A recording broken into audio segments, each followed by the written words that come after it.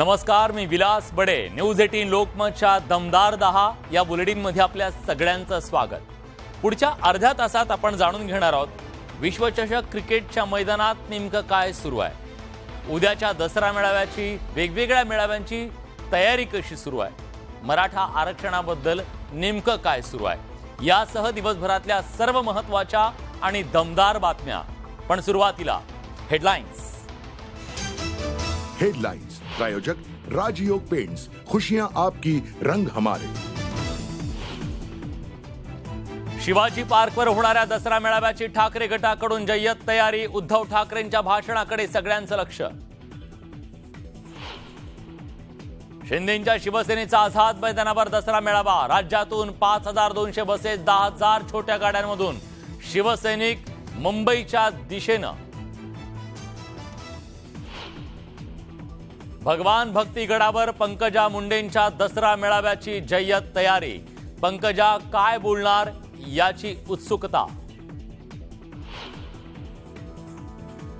आदित्य ठाकरेंच्या विरोधातल्या याचिकेवर 6 डिसेंबरला सुनावणी. सुशांत सिंह राजपूत आणि दिशा सालियान मृत्यू प्रकरणी राशिद खान पठाणकडून याचिका दाखल. ड्रग्ज माफिया ललित पाटीलला 27 ऑक्टोबर पर्यंत पोलीस कोठडी. तर 3 वर्षांपूर्वी ललितनं रचलेलं नाटक सगळ्यांच्या समोर. दिवाळी आधी सत्ताधारी राज्यात दंगली घडवण्याच्या प्रयत्नात. मराठा आरक्षणावरून संजय राऊतांचा आरोप, शिरसाटांचं उत्तर.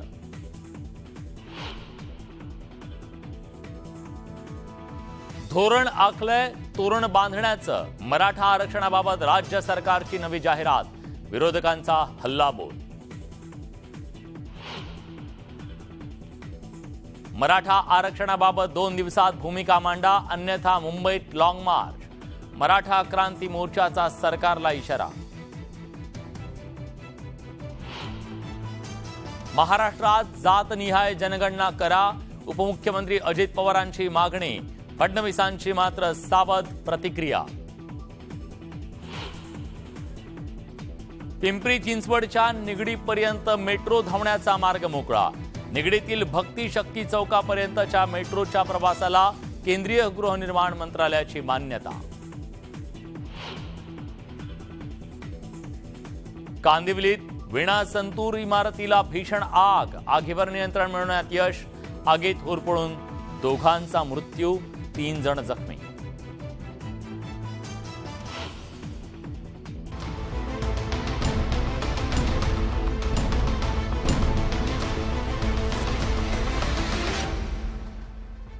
ठाकरे गटाचा उद्या शिवतीर्थावर दसरा मेळावा होणार आहे. या मेळाव्यासाठी जय्यत तयारी सुरू आहे. या मेळाव्यासाठी गेली वर्षीपेक्षा अधिक गर्दी होईल असा दावा ठाकरे गटानं केलाय. तर शिवसेनेनं मात्र ठाकरेच्या दसरा मेळाव्यावर निशाणा साधला. शिवाजी पार्कवर दसरा मेळावा घेण्याबाबत शिवसेनेनं एक पाऊल मागे घेतल्यानंतर ठाकरे गटाच्या दसरा मेळाव्याचा मार्ग मोकळा झाला. यानंतर ठाकरे गटानं मेळाव्याच्या तयारीसाठी कंबर कसली आहे. या मेळाव्याची जय्यत तयारी सुरू झाली आहे. तयारीची ठाकरे गटाच्या नेत्यांनी पाहणी केली. या मेळाव्यासाठी राज्यभरातून हजारो शिवसैनिक येणार असल्याचा दावा ठाकरे गटाच्या नेत्यांनी केलाय. तर यावरून शिवसेनेच्या नेत्यांनी मात्र टोले लगावलेत. शिवतीर्थ तुडुंब भरेल. गेल्या वर्षीपेक्षा जबरदस्त ताकद उद्या शिवतीर्थावर दिसेल हे नक्कीच. निष्ठावान जे स्वतःला समजतात यांनी दसरा मेळावा घ्यायचा जरी आयोजित केला असेल तरी शिवसैनिक त्याच्याकडे जास्त लक्ष देणार नाही अशी माझी अपेक्षा. ठाकरे गटाचे प्रमुख उद्धव ठाकरे या मेळाव्यात काय बोलतात याकडे सगळ्यांचं लक्ष असणार आहे. ठाकरे गटानं दसरा मेळाव्याच्या निमित्तानं यापूर्वी या मेळाव्याचा टीजर लॉन्च केला होता. आता या निमित्तानं ठाकरे गटानं नवं गाणं रिलीज केलंय. पक्ष आपला ठाकरे या शब्दाने या गाण्याची सुरुवात होतीये. ठाकरे गटाच्या शिवाजी पार्कवर होणाऱ्या दसरा मेळाव्याची तयारी अंतिम टप्प्यात आली आहे. या मेळाव्यासाठी यापूर्वी टीजर जारी केलाय. त्यात या दसरा मेळाव्याच्या निमित्तानं ठाकरे गटानं नवे गाणं रिलीज केलंय.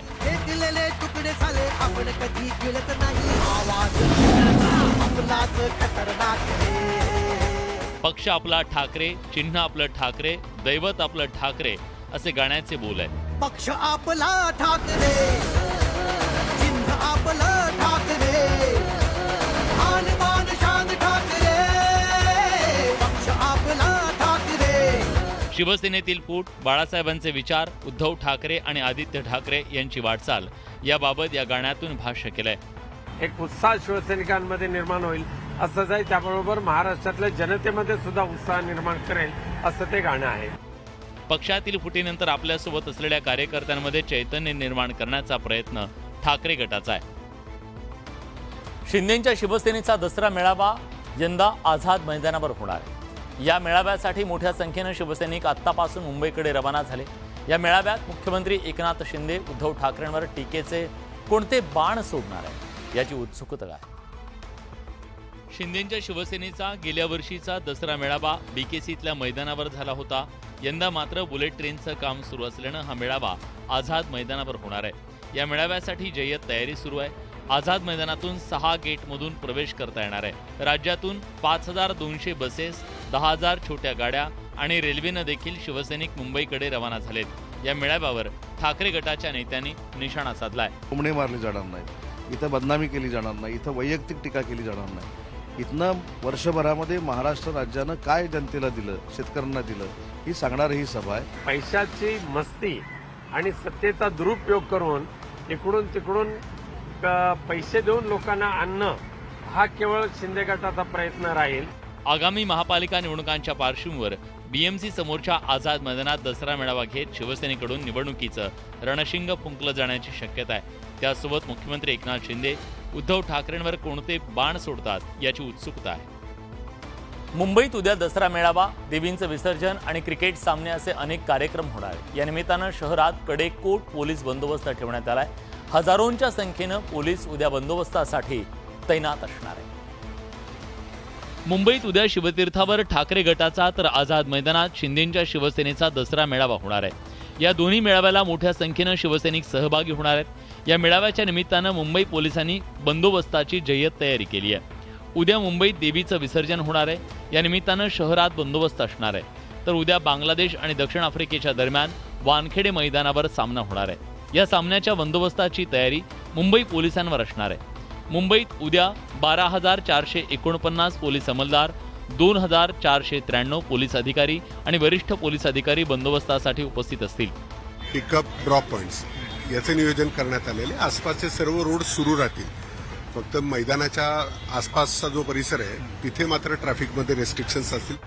उद्या शहरात अनेक कार्यक्रम असले तरी मुंबईकरांच्या सुरक्षेसाठी सज्ज असल्याचं पोलिसांनी स्पष्ट केलंय.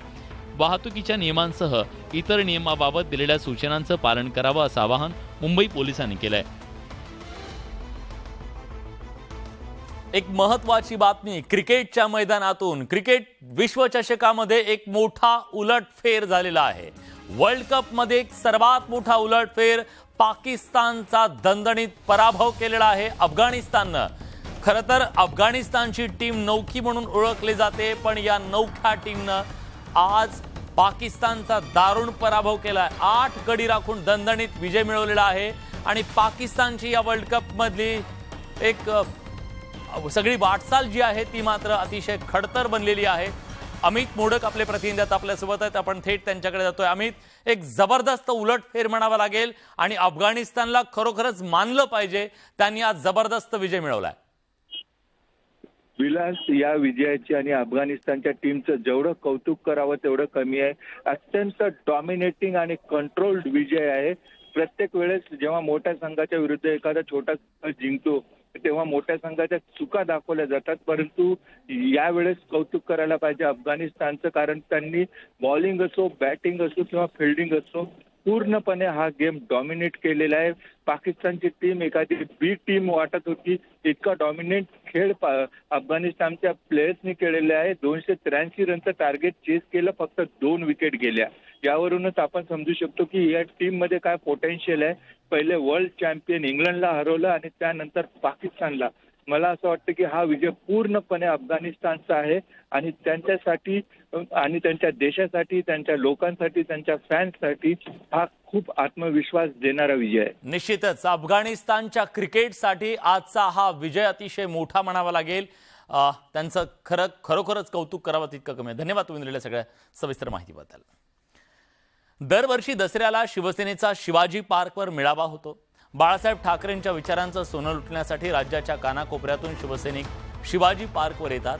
आता गेल्या काही वर्षापासून भाजपच्या नेत्या पंकजा मुंडे यांच्या दसरा मेळाव्याची यात भर पडली. बीडच्या भगवान भक्तीगडावर भाजपच्या नेत्या पंकजा मुंडे यांच्या दसरा मेळाव्याचं आयोजन करण्यात येतं. यावर्षीही पंकजा मुंडेंच्या दसरा मेळाव्याची भगवान भक्तीगडावर जय्यत तयारी सुरू आहे. पंकजा मुंडे यांच्या मेळाव्यासाठी त्यांचे हजारो समर्थक येण्याची शक्यता आहे. पंकजा मुंडे यांच्यावर अन्याय होत असल्याच्या चर्चा सातत्यानं होत आहेत. तसंच गेल्या काही महिन्यांमधील महाराष्ट्राचं राजकारण वेगळ्या वळणावर गेलंय. या पार्श्वभूमीवर पंकजा काय बोलणार याची उत्सुकता आहे. उद्या मी खूप काही बोलायची मनामध्ये माझ्या तयारी करते. आता तिथे जाऊन काय स्पष्ट उमटेल माझे शब्द याची मलाही प्रतीक्षा आहे. मेळाव्याआधी पंकजा मुंडे यांनी व्हिडिओ पोस्ट करत समर्थकांना मेळाव्याला येताना काळजी घेण्याचं आवाहन केलंय. दसरा मेळाव्यातून पंकजा मुंडे कुणावर निशाणा साधणार, राज्याच्या राजकारणावर आणि आरक्षणाच्या मुद्द्यावर कोणती भूमिका घेणार हे पाहणं महत्त्वाचं आहे. राष्ट्रीय स्वयंसेवक संघातर्फे दरवर्षी विजयादशमी उत्सवाचं आयोजन केलं जातं. मंगळवारी साजऱ्या होणाऱ्या संघाच्या विजयादशमी उत्सवाची तयारी अंतिम टप्प्यात आली आहे. या उत्सवाच्या पार्श्वभूमीवर कडेकोट पोलीस बंदोबस्त तैनात करण्यात आलाय. मंगळवारी सकाळी 7:40 नागपूरच्या रेशीम बागेत संघाचा विजयादशमी उत्सव सुरू होणार आहे. त्यापूर्वी सकाळी 6:20 संघाच्या स्वयंसेवकांचं पथसंचलन होणार आहे.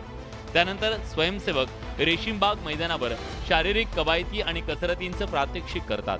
संघाच्या विजयादशमी उत्सवात यंदा प्रसिद्ध गीतकार आणि संगीतकार शंकर महादेवन प्रमुख पाहुणे म्हणून उपस्थित राहणार आहेत. तसंच सरसंघचालक डॉक्टर मोहन भागवत हे देखील उपस्थित असतील. या सोहळ्यातील सरसंघचालकांच्या भाषणाची देशभरात उत्सुकता असते. आगामी लोकसभा निवडणुकांच्या पार्श्वभूमीवर यंदा सरसंघचालक डॉक्टर मोहन भागवत कोणतं दिशादर्शन करतात याची उत्सुकता आहे. विजयादशमीच्या दिवशी संघाचे नेते शस्त्रपूजन करतात. यावेळी केंद्रीय मंत्री नितीन गडकरी, उपमुख्यमंत्री देवेंद्र फडणवीस आणि भाजपचे महत्त्वाचे पदाधिकारी उपस्थित असतात. त्यामुळे या ठिकाणी कडेकोट पोलीस बंदोबस्त तैनात असणार आहे. राज्यात सध्या आरक्षणाच्या मुद्द्यावरून राजकीय वातावरण तापलंय. मराठा समाज, धनगर समाज आरक्षणाच्या मागणीसाठी रस्त्यावर उतरलाय. मराठा आंदोलक मनोज जरांगे यांनीही आता सरकारला अल्टिमेटम दिलाय. मराठा आंदोलक मनोज जरांगे यांनी दिलेली मुदत संपत आली असली तरी सरकार आरक्षणाचा मुद्दा सोडवू शकलं नाही. या उलट सरकारमधील काही लोक जरांगेंविरोधात वातावरण निर्मिती करत असल्याचा आरोप ठाकरे गटाचे खासदार संजय राऊतांनी केलाय. मराठा समाजात आणि मनोज जरांगे पाटील यांच्या आंदोलनात फूट पाडण्यासाठी सदन मराठ्यांनी ही रणनीती आखली का असा सवाल राऊतांनी केलाय. तर राष्ट्रवादीच्या कार्याध्यक्षा सुप्रिया सुळे यांनीही आरक्षणावरून राज्य अस्थिर झाल्याचा आरोप केलाय. तुमच्या सरकारमधले काही लोक आहेत ते वेगळ्याच दिशेने भूमिका घेऊन चालले आहेत. त्याच्यामुळे या राज्यामध्ये दिवाळीच्या आधी वातावरण बिघडू शकते. मला विचाराल तर प्रचंड अस्थिर आहे. अशा परिस्थितीमध्ये सरकारने ऑल पार्टी मीटिंग बोलवावी महाराष्ट्राच्या. हे जे दंगली होणार आहेत, घडवणार आहेत असे जे म्हणतायत हेच काही अंशी दंगलीला कारणीभूत आहेत. राज्यात आरक्षणाचा मुद्दा तापलेला असताना राजकारण तापल्याचं या निमित्तानं समोर आलं. गेल्या काही दिवसांपासून राज्यभरात मराठा आरक्षणाचा मुद्दा चांगलाच तापलाय. आधी उपोषण आणि त्यानंतर राज्यभरात झंझावाती दौरे अशी दुहेरी रणनीती अवलंबून मनोज जरांगे पाटील यांनी मराठा आरक्षणाच्या मागणीची धग किंचितही कमी होऊ दिलेली नाहीये. जरांगेंच्या मागणीवर सरकारनं कोणताही निर्णय घेतला नसला तरी सरकारची एक कृती सध्या चर्चेचा विषय ठरते. राज्य सरकारनं सलग दुसऱ्या दिवशी आरक्षणाबद्दल वर्तमानपत्रांमध्ये जाहिरात दिली आहे. याआधी रविवारी राज्य सरकारनं AWS बद्दल एक विस्तृत जाहिरात वर्तमानपत्रात दिली होती. मात्र त्यावरून मनोज जरांगे पाटील यांनी सरकारला लक्ष्य केलं. त्यामुळे राज्य सरकारनं प्रमुख वर्तमानपत्रात एक नवी जाहिरात दिली आहे. या जाहिरातीच्या माध्यमातून मराठा समाजाला आश्वस्त करण्याचा प्रयत्न करण्यात आलाय.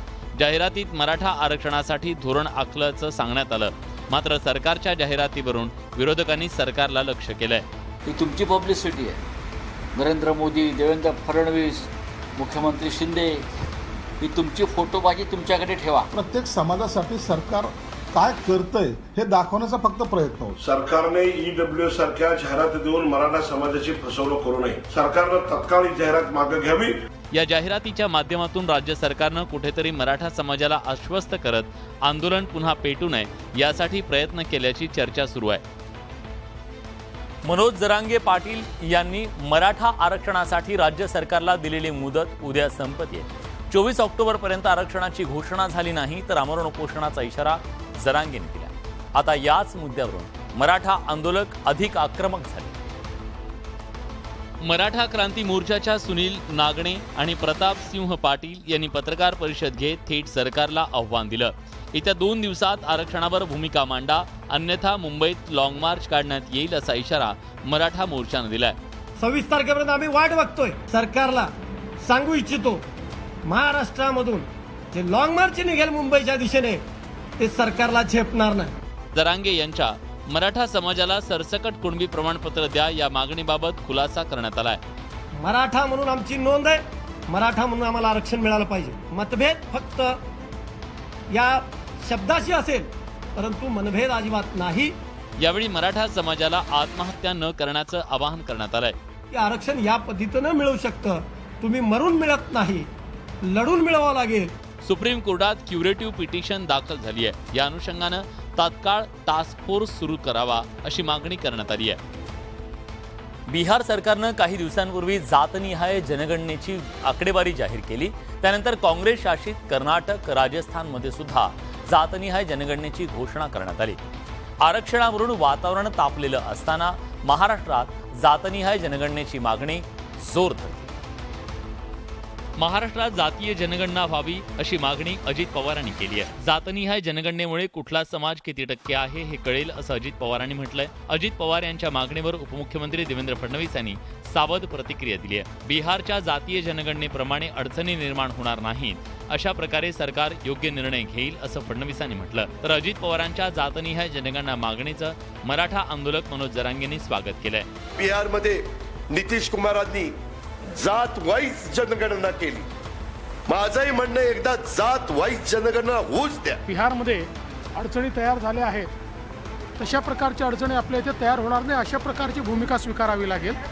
त्यामुळे त्या संदर्भात योग्य निर्णय सरकार करेल. आत्ताशिक मराठा समाजाच्या बाजूने बोलले, आमचा घास येतो आमचा आम्हाला द्या, कारण आमच्या तोंडातला घास तुम्ही घेतलाय असं त्यांना म्हणायचं. आता दोन्ही उपमुख्यमंत्र्यांच्या या वक्तव्यामुळे महाराष्ट्रात जातनिहाय जनगणना होणार का हे पाहणं महत्त्वाचं आहे. मुंबईतल्या माहीम किल्ल्यावर दसरा तोरणोत्सव कार्यक्रमाचं आयोजन करण्यात आलं. यावेळी मनसे अध्यक्ष राज ठाकरे आणि मुंबई उपनगरचे पालकमंत्री मंगलप्रभात लोढा उपस्थित होते. मुंबईतल्या माहीम किल्ल्याला पडलेल्या अतिक्रमणाचा विळखा सुटल्यानं हा किल्ला मोकळा श्वास घेतोय. माहीम किल्ल्यावर दसरा तोरणोत्सव कार्यक्रमाचं आयोजन करण्यात आलं होतं. माहीम किल्ल्यावर मनसे अध्यक्ष राज ठाकरे यांच्या हस्ते दसऱ्याच्या निमित्तानं तोरण बांधण्यात आलं. यावेळी त्यांच्या हस्ते मशाल सुद्धा प्रज्वलित करण्यात आली. 1992 साली इथे खूप मोठी मशाल पेटली होती, माहित नसेल तुम्हाला, कळलं का? तर त्याच्यानंतर आज माहीम किल्ल्यावरती चांगल्या आपल्या मशाली पेटत आहेत, त्याचा मला अतिशय आनंद आहे. कोळी बांधवांनी या ठिकाणी जागता पहारा द्यावा असं आवाहन राज ठाकरेंनी केलंय. माहीमच्या किल्ल्यावरती मशाली लागणार आहेत, त्या कायमस्वरूपी राहून. माझी इथे असलेल्या सर्व कोळी बांधवांना देखील माझी विनंती आहे की इथे जागता पहारा तुमचा असला पाहिजे. काय होतंय काय नाही होते हे तुम्ही पाहणं गरजेचं आहे. कोण येतंय कोण जातंय देखील कळणं गरजेचं आहे. माहीम किल्ल्याच्या सुशोभीकरणाच्या दुसऱ्या टप्प्यातलं काम लवकरच सुरू होईल अशी माहिती मंगलप्रभात लोढांनी दिली आहे. ड्रग्ज माफिया ललित पाटीलला 27 ऑक्टोबरपर्यंत पोलीस कोठडी सुनावण्यात आली आहे. याच ललितनं 2020 मध्ये तुरुंग प्रशासन आणि ससूनच्या यंत्रणेला हाताशी धरून त्याचा मुक्काम ससूनमध्ये हलवला. त्यासाठी ललितनं एक नाटक रचलं आणि त्याचा व्हिडिओ आता समोर आला. चाकण पोलिसांनी ड्रग तस्करी प्रकरणी 9 डिसेंबर 2020ला ललितला अटक केली. दुसऱ्या दिवशी त्याला न्यायालयात हजर करण्यात आलं. न्यायालयानं त्याला 12 दिवसांची पोलीस कोठडी सुनावली. मात्र 2 दिवसांनी म्हणजे 12 डिसेंबर 2020ला ललितनं एक नाटक रचलं. पुण्यातील हिंजवडी पोलीस स्टेशनमधील वरच्या मजल्यावरून त्याला चौकशीसाठी खालच्या मजल्यावर नेलं जात होतं. त्यावेळी त्यानं जिन्यावरून पडल्याचं नाटक केलं. त्याचं हे नाटक सीसीटीव्हीत कैद झालं. या सीसीटीव्हीमध्ये ललित नाटकी पद्धतीनं जिन्यावरून पडताना दिसतोय. पडल्यामुळे त्याला आधी औंधमधल्या सरकारी रुग्णालयात आणि त्यानंतर लगेच ससून रुग्णालयात भरती करण्यात आलं.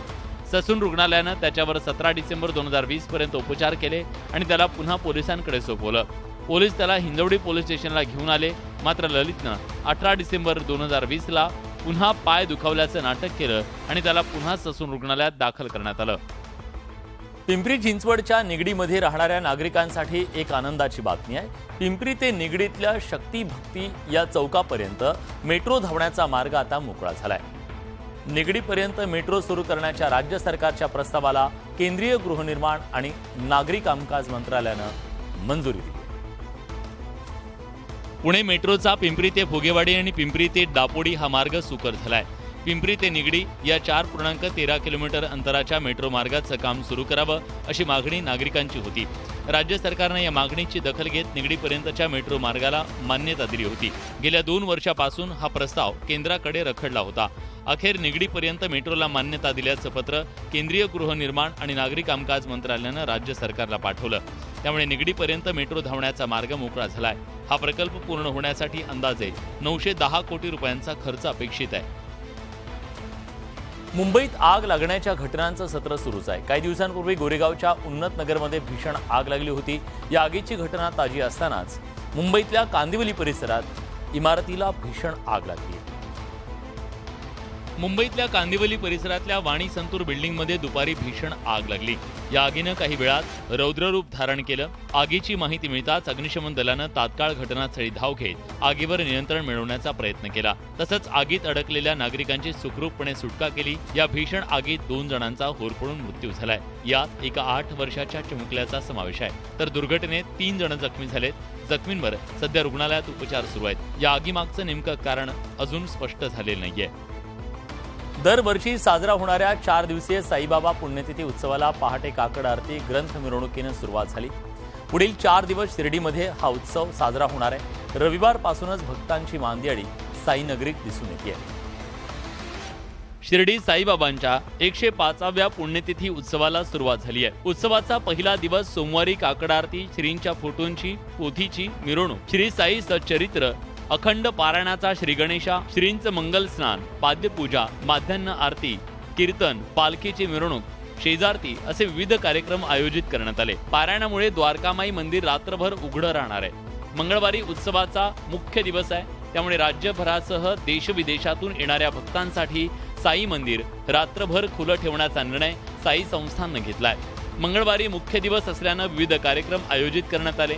साई मंदिर परिसरातील 4 नंबर प्रवेशद्वारासमोर आकर्षक असा राम मंदिराचा देखावा उभारण्यात आलाय. मुंबईतील द्वारकामाई मंडळाच्या वतीनं गेल्या अनेक वर्षांपासून विनामूल्य वेगवेगळ्या प्रतिकृती साकारण्यात येतात. यावर्षी साकारलेला राम मंदिराचा देखावा आणि प्रभू श्रीरामाची 23 फूट उंच मूर्ती साई भक्तांसाठी आकर्षण ठरतीये.